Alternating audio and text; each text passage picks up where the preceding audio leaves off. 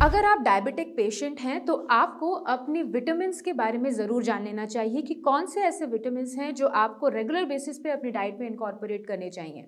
जी हाँ, मैं हूँ डॉक्टर निवेदिता और आज मैं आपको बताऊंगी कि डायबिटिक पेशेंट्स में ऑलरेडी एब्जॉर्प्शन, फूड एब्जॉर्प्शन की समस्या होती है। एनर्जी लेवल्स बहुत ज़्यादा वीक होते हैं क्योंकि उनका ग्लूकोज प्रॉपरली एब्जॉर्ब होकर यूटिलाइज नहीं हो पा रहा होता है। ऐसे टाइम पे आपको कई बार विटामिन की भी डेफिशिएंसी हो जाती हो, जिसकी वजह से आपके शरीर में अदर जो प्रभाव हैं वो भी पड़ने लग जाते हैं।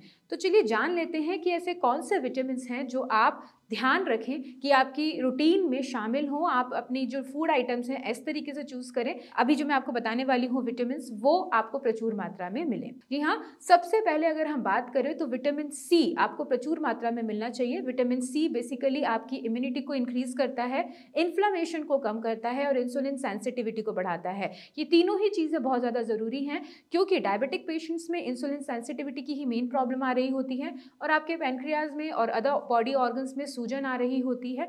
तो इससे निपटने के लिए आपको विटामिन सी प्रचुर मात्रा में मिलना चाहिए और इसका बहुत ही अच्छा सोर्स होता है लेमन या फिर अगर हम बात करें ऑरेंज, और सबसे और भी अगर अच्छा सोर्स आप चाहें तो आंवला आपको अपने रेगुलर लाइफ में जरूर इनकॉर्पोरेट करना चाहिए।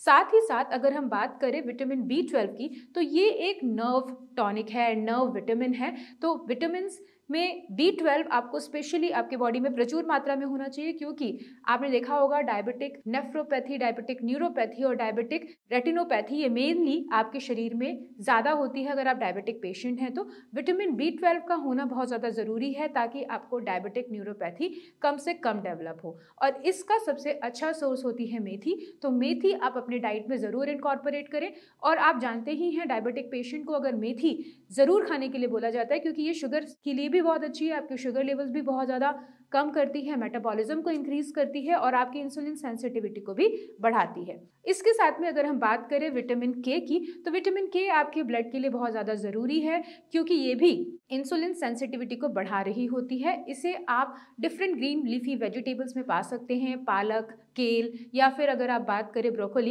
इन सारी चीज़ों में विटामिन के प्रचुर मात्रा में होता है। इसी के साथ साथ आपको ध्यान रखना है कि विटामिन डी भी आपके शरीर में प्रचुर मात्रा में पहुंचे ताकि आपको अस्थि संबंधी कोई समस्या ना हो। विटामिन डी के लिए आपका सबसे अच्छा सोर्स होता है सनलाइट। सनलाइट के अंडर आप मॉर्निंग में आधे घंटे तक बैठें और आप देखेंगे कि आपका शरीर विटामिन डी बनाना शुरू कर चुका है।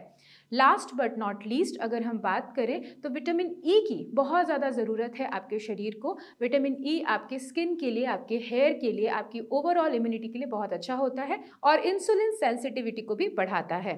अगेन विटामिन ई के लिए आप कई सारे सोर्सेज यूज कर सकते हैं और अगर आप वेजिटेरियन हैं तो आप विटामिन ई के लिए ले सकते हैं एलमंड्स। तो एलमंड्स आपको रेगुलर अपनी रूटीन में शामिल करना चाहिए। आपको ये पांचों चीज़ें, पांचों विटामिन अपने रूटीन में ज़रूर लेके आने चाहिए ताकि आपको डायबिटीज़ से होने वाले साइड इफ़ेक्ट्स ना हो और अगर हो चुके हैं तो उनसे आप बच सकें।